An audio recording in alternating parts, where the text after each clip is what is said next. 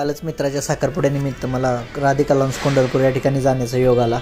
सिंहगड किल्ल्याच्या पायथ्याशी कोंढरपूर गावात असलेले राधिका लॉन्स हे मंगल कार्यालय म्हणजे निसर्गाचा एक जणू देखावाच. मंगल कार्यालयाच्या भोवती असणारी भातशेती त्यातील लागण पाहून जणू कोकणात आल्याचाच भास होत होता.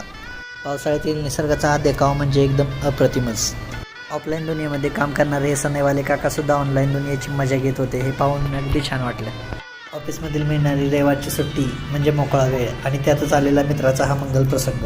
अशा या मंगल प्रसंगात आपली उपस्थिती दाखवून मित्राचा आनंद द्विगुणित करूया यासाठी मी आपली उपस्थिती दाखवली.